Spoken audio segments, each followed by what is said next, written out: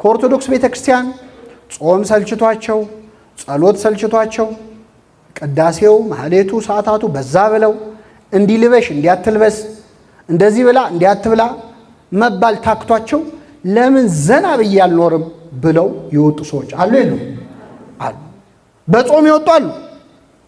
በጾም ምክንያት አንድ ሰሞን ታድሶ የሚባሉ ሰዎች ተሰሙ ነበር አይደል? ተቋም የነበረ ታድሶ ማለት ምንም ማለት ነው ኦርቶዶክስ ነኝ ብሎ ድርቅ የሚል ጴንጤ ማለት ነው ስናብራራው።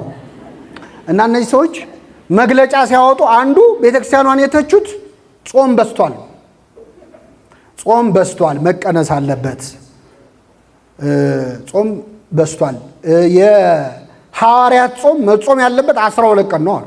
ስንት ቀን? ለምን ተራቀው ሞተዋል አይደለ? በጣም ጥሩ። ሐዋርያት 12 ስለሆኑ ስንት ቀን ይጾማሉ? የነነዌ ጾም ስንት ቀን ነው የሚጾመው? የነነዌ ህዝብ ስንት ነው?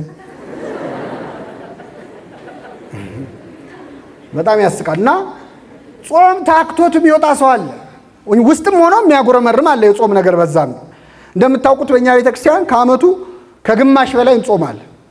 ወደ 8 ወር እንጾማለን። ምናልባት 8 ወር ስል እንደዚህ ሰዎች ገለውና እንደኔ ያልደመርኩትም ነበር እንዳትሉ። እና ጾምን ቁጥሩ ብዙ ነው፣ እሱ ላይ ክርክር የላትም ቤተክርስቲያን። ግን ጾምን የሥጋ ረሃብ ነው። እስቲ ጾም በሉ። የሥጋ ረሃብ፣ የነፍስ ጥጋብ።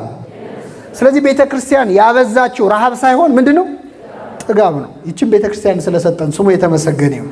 ብናለቃቀስ ብንንፈራፈር ታጾመናለች። ፈርታን ነው እንጂ ምእመናን እድሜ ልክ ብንጾም ደስ ይላታል። ምክንያቱም አሁን አንድ ሰው ይላል ቅዱስ ዮሐንስ አፈወርቅ፣ አንድ ሰው አንድ ቤት ውስጥ ተቆልፎብህ ለጥቂት ለአንድ ሳምንት ሳትበላ ሳትጠጣ ቆይና ስትወጣ ትልቅ ህንፃ ይሰጣል ቢባል ይስማማል አይስማም?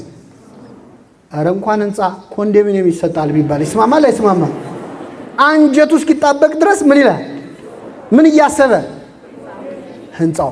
መንግስተ ሰማያት ለመውረስ ሰው እድሜውን ሙሉ ባይበላ ያዋጣዋል ያዋጣው? ያዋጣው። ግን ቤተክርስቲያን እድሜ ልክ ጾሙ ብትለን እንደምናምጥ ስለምታውቅ እያረሳሳች አሁን ተፈታ ልክ ህፃን ልጅ እችን ጉረስና የመጨረሻ ትላለች አይደል? እንዲህ እንደው ይችን ቤተክርስቲያን ስለሰጠን ስሙ የተመሰገነ ይሁን። ቤተክርስቲያን እንደዚህ ነች። ለነፍሳችን ነው የምታስበው። ብናጉረመርምም ታጾመናለች እንደሚጠቅመን ስለምን። በጣም የሚገርማችሁ አንድ ሰው በጣም የመጨረሻ ህመም ላይ ቢሆን መድኃኒት እየወሰደ ጾም አይባልም አይደለም? ህመሙ ግን ለሞት የሚዳርግ ከሆነ የማይተርፍ መሆኑን ስታውቅ ቤተክርስቲያን እስኪሞት ድረስ ይጹም ትላለች። እስኪሞት ያማረውን ይብላ አይደለም ምን ይበል? ይጹም።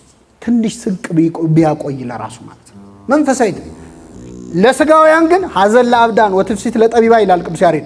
ለሰነፎች ሐዘን ነው ጾም። ጾም በገባ በአንድ ቀን እኮ ሊፈታ ስንት ቀን ቀረው የሚሉ ሰዎች አሉ። እና አውቆ ለመጾም ይርዳል።